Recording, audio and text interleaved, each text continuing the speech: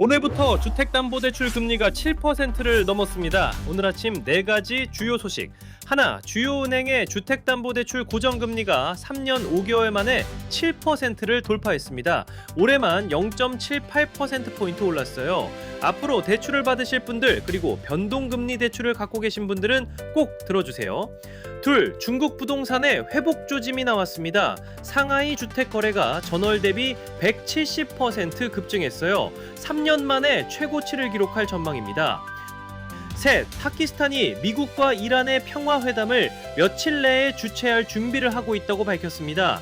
하지만 미 해병대가 동시에 중동에 도착했어요. 협상과 군사 확전이 동시에 움직이고 있습니다. 넷, 항공사 11곳 중 5곳이 운항을 축소합니다. 항공유가 한 달 새 138% 올랐거든요. 비행기 표값이 오르고 비행기가 줄어듭니다. 외국인 역대 최대 매도, 평균 환율 1,489원, 수출 역대급, 차량 5부제 가능성까지 준비되어 있습니다. 매일 아침 놓치지 마세요. 구독과 알림 설정 부탁드립니다. 감사합니다. 3월 30일 월요일입니다. 경제, 국제, 산업 뉴스의 맥락을 쉽게 정리해드리는 경제브리핑 시작합니다.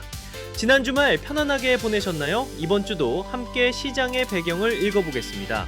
첫 번째, 앞으로 주택담보대출을 받으실 분들, 그리고 이미 변동금리로 대출을 갖고 계신 분들에게 중요한 소식입니다. 주요 5대 은행의 주택담보대출 고정금리가 7%를 넘었습니다. 3년 5개월 만에 처음이에요. 숫자로 보면요, 27일 기준 KB국민, 신한, 하나, 우리, NH농협은행의 혼합형 고정금리가 연 4.41%에서 최대 7.01%입니다. 지난해 말에 상단이 6.23%였는데 올해 들어서만 0.78%포인트나 올랐어요. 왜 이렇게 빨리 오르는 걸까요? 대출금리의 기준이 되는 은행채 5년물 금리가 올해 들어 3.5%에서 4.12%로 0.67%포인트나 뛰었기 때문이에요. 중동전쟁으로 유가가 올라가면서 인플레이션 우려가 커졌고, 이제 국내외에서 기준금리 인하 기대가 사라지고 있거든요. 오히려 인상 전환 가능성까지 나오고 있습니다. 이게 어떤 의미냐면요, 2022년 10월에 한은이 빅스텝으로 금리를 올렸을 때와 비슷한 수준까지 대출금리가 돌아온 겁니다. 그때 부동산 시장이 얼어붙었던 거 기억하시죠? 변동금리도 올랐습니다. 신규 코픽스 기준 주담대 변동금리 상단이 6.01%까지 왔고, 신용대출도 상단 5.53%예요. 당분간 이 추세가 꺾이기 어렵다는 전망이 우세합니다. 중동 사태가 해결되지 않는 한 시장 금리는 계속 압력을 받거든요. 그래서 그동안 영끌이나 비투를 하신 분들은 디레버리징, 즉 빚을 줄이는 걸 진지하게 고려하실 시점이 다가오고 있습니다. 두 번째, 중국 경제와 관련된 중요한 변화가 감지되고 있습니다. 중국 부동산에 3년 만에 회복 조짐이 나왔습니다. 상하이에서 3월 1일부터 23일까지 중고 주택 거래가 2만 2천 건이었어요. 전월 같은 기간 대비 170% 급증한 거예요. 한 달 전체로는 3만 건을 넘길 전망인데, 이게 실현되면 3년 만에 최고치입니다. 이게 왜 중요한가요? 중국 부동산과 관련 산업이 중국 GDP의 약 4분의 1을 차지하거든요. 건설, 인테리어, 가전, 건축 자재까지 포함하면 엄청난 비중이에요. 그래서 여기가 살아나면 중국 소비 전체가 살아나고 한국 수출에도 직접 긍정적입니다. 상하이만이 아니에요. 베이징, 광저우, 선전 등 4대 도시에서 거래가 전년 대비 약 20% 늘었고, 난징은 54% 증가했습니다. 화타이 증권이 추적하는 26개 도시 전체로도 22% 올랐어요. 회복의 원인을 보면 상하이가 지난달 주택 구매 제한을 추가로 완화하고 세금 감면을 제공하면서 관망하던 실수요자들이 움직이기 시작한 거예요. 특히 다른 지역에서 상하이로 이주한 젊은 직장인, 처음 집을 사는 실수요자 중심이라 투기 수요가 아니라는 점이 긍정적입니다. 다만 전문가들은 2020년 이전 수준으로 돌아가려면 아직 멀었다고 합니다. 거래의 3분의 2가 300만 위안, 약 6억 원 이하의 저가 물건에 집중되어 있어서 본격적인 가격 상승보다는 바닥을 확인하는 단계라는 분석이에요. HSBC는 활성화되면 거래 가격에 투명성이 생기고 그게 매수자의 신뢰를 회복시키는 선순환이 된다고 했습니다. 세 번째, 이란 전쟁에서 중요한 움직임이 두 가지 동시에 나왔습니다. 하나는 협상, 하나는 군사 확전입니다. 먼저 협상 쪽, 파키스탄이 며칠 내에 미국과 이란 사이에 의미 있는 대화를 주최할 준비가 됐다고 밝혔습니다. 파키스탄, 사우디, 터키, 이집트 외교장관들이 만나서 호르무즈 해협 재개방 방안을 논의했어요. 파키스탄 외교장관이 종합적이고 항구적인 분쟁 해결을 위한 회담을 주최하겠다고 했는데 미국과 이란이 실제로 참석할지는 아직 확인되지 않았습니다. 그런데 같은 시점에 미국의 군사적 움직임은 반대 방향입니다. 미 해병대 첫 번째 파견대가 금요일에 상륙함을 타고 중동에 도착했어요. 워싱턴 포스트는 펜타곤이 이란에서 수주간의 지상작전을 준비하고 있다고 보도했고 트럼프 대통령이 이를 승인할지는 아직 결정되지 않았다고 전했습니다. 이란 의회 의장은 미국이 협상 메시지를 보내면서 동시에 지상군 투입을 계획하고 있다고 비난하며 이란의 항복을 원하는 한 우리는 절대 굴욕을 받아들이지 않겠다고 했습니다.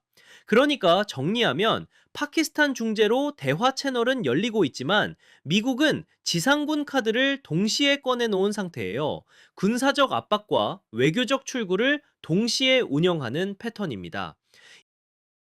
네 번째, 여행 계획 있으신 분들은 체크하세요. 국내 항공사 11곳 중 5곳이 4월부터 운항을 줄입니다. 진에어가 괌, 클라크, 나트랑 등에서 45편, 에어프레미아가 LA, 샌프란시스코 등 미주, 동남아에서 50편, 에어부산, 이스타항공, 에어로케이도 일부 노선을 비운항합니다. 아시아나와 티웨이 항공은 비상경영 체제에 들어갔어요. 이유는 항공유 가격이에요. 아시아 오세아니아 항공유 가격이 전쟁 직전보다 138% 올랐습니다. 항공사 비용에서 유류비 비중이 30%에서 50%까지 치솟고 있는데 유류 할증료를 올려도 손해를 절반도 메우지 못하는 상황이에요. 그리고 하나 더 주목할 발언이 있었습니다. 두윤철 부총리가 어제 유가가 배럴당 120달러부터 130달러까지로 오르면 차량 오부제를 민간에도 의무로 확대할 수 있다고 했어요. 지금은 자율참여인데 상황이 더 심각해지면 의무 전환도 가능하다는 겁니다. 나머지 소식 빠르게 짚겠습니다. 첫째, 외국인이 코스피에서 이달 들어 지난주까지 29조 8천억 원을 순매도했습니다. 역대 최대예요. 이게 왜 중요하냐면요. 지난달 21조 원도 사상 최대였는데 한 달 만에 또 깨졌어요. 두 달 합치면 50조 원이 넘습니다. 원달러 환율 월평균도 1,489원으로 외환위기 중이던 1998년 3월 이후 네 번째로 높은 수준입니다. 주요국 통화 중에서 원화 하락폭이 4.72%로 가장 컸어요. 유로화가 2.62%, 엔화가 2.58%, 파운드가 1.64% 하락한 것과 비교하면 원화가 유독 많이 빠졌습니다. 구윤철 부총리는 환율 대응으로 세 가지를 소개했습니다. 첫째, RIA 계좌. 해외 주식을 팔아 국내 주식으로 갈아타면 양도세를 감면해주는 제도입니다. 둘째, 4월부터 한국 국채가 세계 국채지수 WGBI에 편입되는데 이건 글로벌 채권 펀드들이 한국 국채를 자동으로 사야 한다는 뜻이라 500억에서 600억 달러 유입이 기대됩니다. 셋째, MSCI 선진시장지수 편입도 추진 중이에요. 둘째, 3월 수출이 역대급입니다. 20일까지 수출액이 533억 달러로 같은 기간 역대 최대를 기록했어요. 반도체 수출이 전년 대비 163.9% 증가하며 전체의 35%를 차지하고 있습니다. 이 흐름이 유지되면 월 수출 700억 달러 돌파가 가능합니다. 오늘 가장 중요한 건 파키스탄 중재회담의 구체화 여부입니다. 실제로 미국과 이란이 참석하면 유가 하락 요인이 되고 불발이면 해병대 도착과 맞물려 긴장이 더 올라갑니다. 주담대 7%와 환율 1,489원은 당분간 추세적으로 부담이 계속됩니다. 중국 부동산 회복이 확인되면 한국 수출에 긍정 신호입니다. 자, 여기서 한 걸음 더. 중동 전쟁의 뜻밖의 수혜자가 있습니다. 홍콩이에요. SCMP 보도에 따르면 중동 부유층의 홍콩 호텔 장기 투숙이 늘고 있고 중동 자금이 홍콩을 통해 아시아 시장에 투자를 늘리고 있다고 합니다. 터키 최대 민간은행이 홍콩에 사무실을 내는 중이고요. 미국에 편중된 리스크를 분산하려는 구조적 이동이라는 분석인데 딥시크 등장 이후 중국 테크에 대한 관심 재조명까지 겹치면서 아시아로의 자금 흐름이 바뀌고 있다는 시각이 있습니다. 오늘도 무선 PD의 경제브리핑과 함께 시장의 배경을 읽어봤습니다. 매일 아침장 시작 전에 찾아뵐게요. 구독과 좋아요 부탁드립니다. 본 영상은 뉴스와 공개된 정보를 바탕으로 한 개인적 의견이며 투자 자문업 또는 유사 투자 자문업에 해당하지 않습니다. 특정 종목에 대한 매수, 매도, 보유 추천이 아니며 영상에서 언급된 정보의 정확성을 보장하지 않습니다. 모든 투자 판단과 그에 따른 손실을 포함한 책임은 전적으로 시청자 본인에게 있습니다.